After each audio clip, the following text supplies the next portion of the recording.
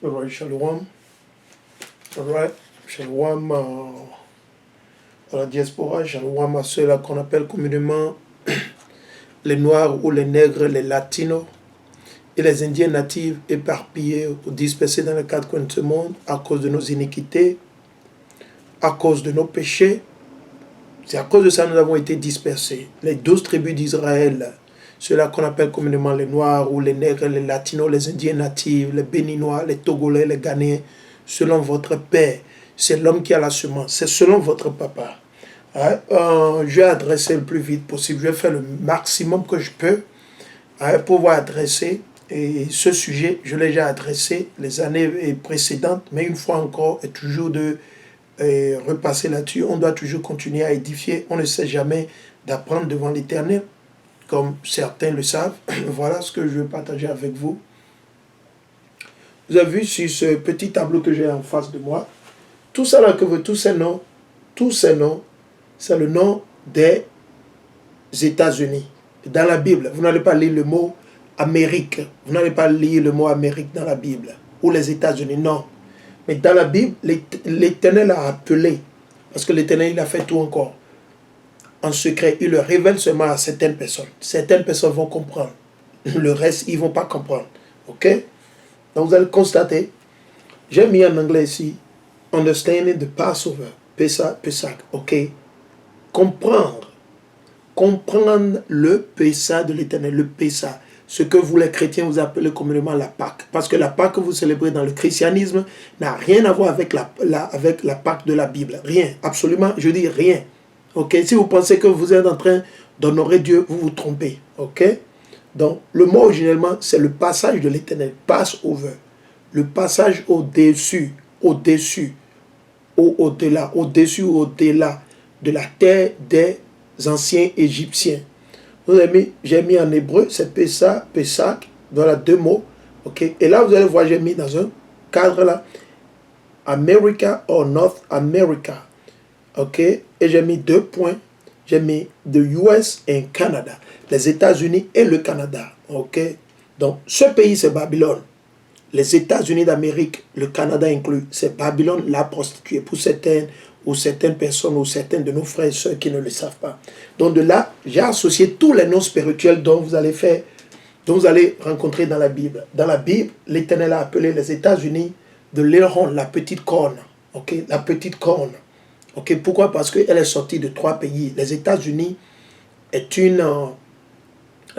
c'est un enfant, ok, une nation, bien un royaume, je dis, qui est né de qui? De 3 majeurs et pays que les Édomites ils ont conquéris. Quels sont ces pays? L'Angleterre, l'Espagne et l'Italie. Ces 3 pays étaient les pays qui faisaient le top, la fureur, avant que les États-Unis ne soient instaurés. Pour ceux qui savent l'histoire. Ok? Pour ceux qui savent l'histoire, ce n'est pas pour tout le monde. Donc, la petite corne, premièrement, c'est appelé Rome, parce que tout ce qui est à Rome, l'architecture des États-Unis, pour ceux qui ont voyagé, qui sont allés aux États-Unis, l'architecture de Rome, le Vatican, etc., de la manière ils ont fait l'architecture, tout et tout, c'est la même chose que vous allez constater quand vous allez venir aux États-Unis. Surtout quand vous allez à DC, à Washington, DC. C'est les mêmes architectures, c'est les mêmes esprits. Les esprits sataniques qu'il y avait là-bas, les mêmes esprits, ils ont amené ici. Ok, on va continuer. Parce que c'est les mêmes personnes. Les Romains, c'est ceux-là qui se appelaient Romains. C'est les mêmes personnes. Ok, donc, après ça, c'est appelé Babylone. Babylone the Great.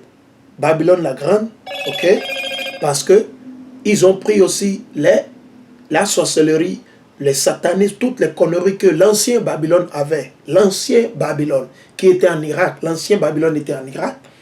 Et donc après ça, vous avez mis, j'ai mis Spiritual Egypt, Égypte spirituelle, parce que l'autre Égypte c'était au nord de l'Afrique, n'est-ce pas? Ok, maintenant c'est spirituel, pourquoi? Ils le font dans leur esprit, dans leur cœur. Ok, ce qui est pire que l'ancien Égypte. L'Égypte spirituel est pire que l'ancien Égypte.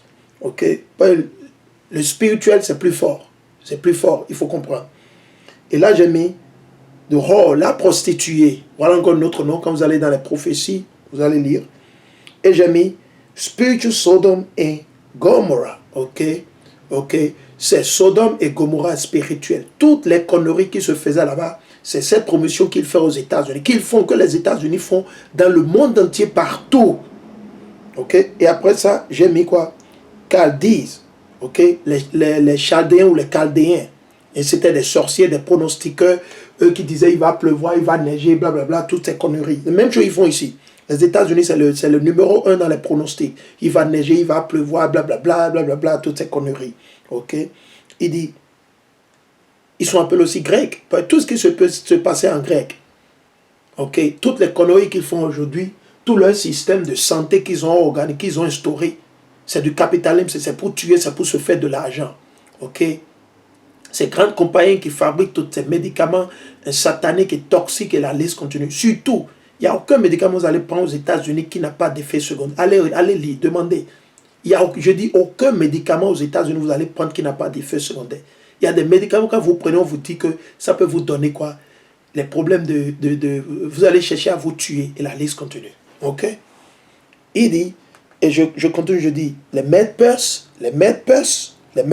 ok, les Iraniens, les Indiens, ok, Assyrie, ok, et l'ancien Babylone, Édom, tout ça là. C'est eux, tout ça là. Tout ça là, c'est pour les États-Unis. Donc, pour comprendre, on doit comprendre le Pessah.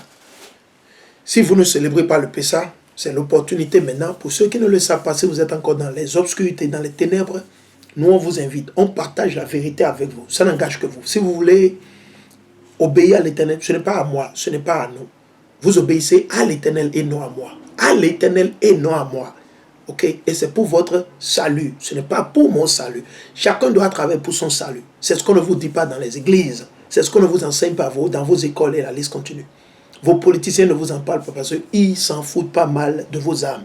Ils sont là pour leurs intérêts, l'intérêt de leurs enfants, de leur famille, de leurs membres, de leurs maîtres d'esclaves, leurs maîtres colons et la liste continue. Nous venons pour vous édifier, pour vous donner de l'amour, pour vous aider à travailler pour votre salut. C'est important. La venue de Hamashiach est proche. Pour être sauvé, vous devez forcément célébrer le Pessah. Maintenant, on ne vous force pas. Si vous choisissez de ne pas célébrer le Pessah, ça n'engage que vous.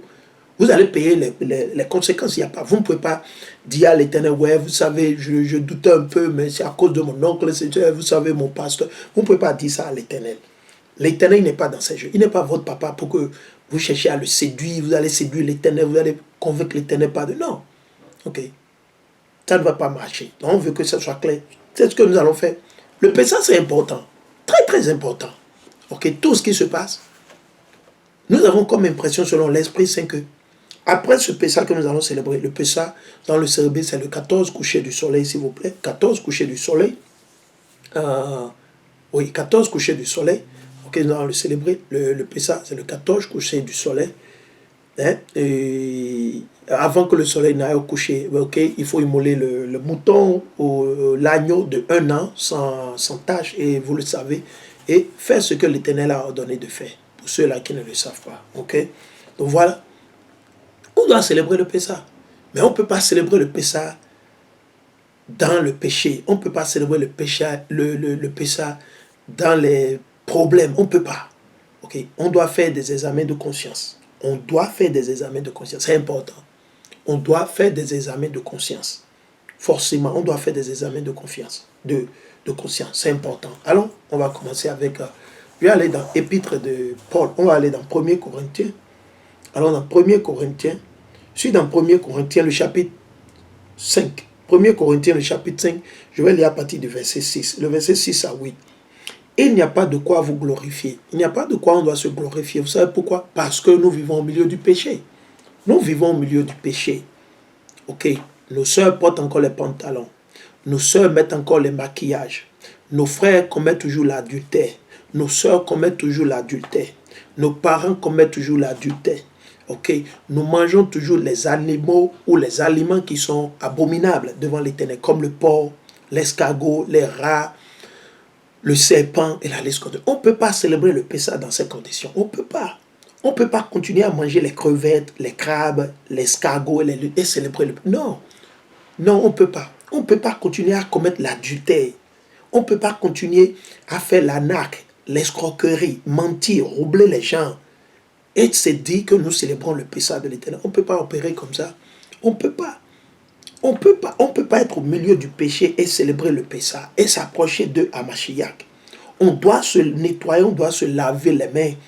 Raison pour laquelle je suis en train de faire la vidéo et je vais faire le maxi, s'il plaît à Dieu, pour pouvoir le poster entre, par la grâce de Dieu, entre demain et après-demain. Là, pour que les frères soient déjà imprégnés. Parce qu'on veut que tout le monde regarde cette vidéo. C'est important. Pour que vous compreniez que si vous ne célébrez pas le Pessah, vous ne pouvez pas être sauvé. Vous ne pouvez pas être sauvé. Il n'y aura pas de salut pour vous. Il n'y aura pas de salut. Le Pessah, c'est important. C'est important. Mashiach a dit, vous ferez cela en mémoire de moi. En mémoire, on doit célébrer le Pessah en mémoire. C'est une ordonnance éternelle. C'est une ordonnance pour toutes nos générations. Ça n'a pas été annulé, comme certains vous le disent, comme vous avez été. Non, du tout pas. Il dit, il n'y a pas de quoi vous glorifier. Ne savez-vous pas qu'un peu de levain fait lever toute la pâte? Un peu de levain fait lever toute la pâte. Quand vous voulez faire votre pâté, ou vous voulez faire du pain, ou vous voulez faire les beignets, ou je ne sais pas quoi, et vous mettez de levain dans la pâte, vous allez constater que ça se soulève. Juste un peu, ça soulève toute la pâte. Donc l'Éternel est en train de nous révéler à travers qui? Paul. Mashiach est en train de nous enseigner à travers Paul que, aussi longtemps que nous péchons, le levain ici, c'est le péché. On se glorifie, on se dit, oui, je suis riche, je suis ceci, je suis là, moi je suis ministre de l'État, on ne peut pas me toucher, je suis intouchable, blablabla. C'est de ça il parle. C'est pour ça, vos politiciens, la majeure partie d'entre eux, ils ne verront pas le royaume des cieux. Je dis, la majeure partie de vos politiciens, ils ne verront pas. C'est des gens qui se glorifient malgré qu'ils sont au milieu du péché. Donc ne les suivez pas. Ne les suivez pas. Je dis, si vous les suivez, vous allez périr et mourir. Man, si vous suivez vos politiciens, vous ne vous séparez pas d'eux, que vous suivez Mashiach. Vous devez suivre Mashiach. Celui que le monde appelle ignoramment Jésus-Christ. Mashiach. Vous devez le suivre. C'est lui que vous devez suivre. Et non les politiciens. Les politiciens sont là pour vous tuer. Vous ne savez pas tout ce qui se passe. Vous n'avez pas encore compris. Ils ont un agenda. Le nouvel ordre mondial. L'agenda de la dépopulation mondiale. Ils ont un agenda pour exterminer, tuer les gens. Ils ont un agenda pour instaurer la marque de la bête à tout le monde. La marque de la bête. Le 666. Ou bien, man, réveillez-vous. Combien de fois on va le répéter, on va vous le dire pour que vous compreniez, pour que vous... Combien de fois on va le dire? Je ne sais pas. Je ne sais pas combien de fois on doit le dire. Je ne sais pas. Malgré que je l'explique dans des vidéos sur des vidéos. J'ai des tas de vidéos là-dessus où on a tout expliqué. On n'a rien caché. On le fait gratuitement. On ne vous demande pas de l'argent, on ne vous demande pas de la quête ou de la dîme. Demande à personne. Je n'ai jamais demandé à un frère ou quelqu'un d'aller payer pour, comment sont dit, mes factures. Non, jamais. On le fait gratuitement. Et pourtant, vous ne voulez pas partager nos vidéos, vous ne voulez pas écouter, vous ne croyez pas, certains d'entre vous, vous doutez, certains d'entre vous. Non, ça n'engage que vous. Nous, on n'enseigne pas, non. Okay. Nous, on enseigne l'Éternel et à Mashiach. Okay. Ce n'est pas moi. Moi, je suis personne. Personne. Ok. On va continuer. Il dit qu'un peu. Ne savez-vous pas qu'un peu de levain fait lever toute la pâte? C'est la question. Purifiez-vous du vieux levain pour être une pâte nouvelle. Purifions-nous, purifiez-vous. Tout le monde, pas seulement moi, pas seulement lui, pas seulement elle. Non, toute la nation en tant qu'Israël. Nos frères et ceux qui vivent au Bénin, ceux qui sont au Togo, au Niger, à l'île Maurice, ceux qui sont à la Réunion, à la Guadeloupe, ceux qui sont au Mexique, ceux qui sont aux États-Unis, ceux qui vivent en France, ceux qui vivent au Luxembourg, ceux qui vivent en Belgique, en Chine, dans le Moyen-Orient, en Égypte. La liste continue. L'Éternel dit, purifiez-vous du vieux levain. Le vieux levain, c'est les péchés que nous faisions jadis. Okay? Nous bricolons le sabbat. On n'observe pas le sabbat. Ok.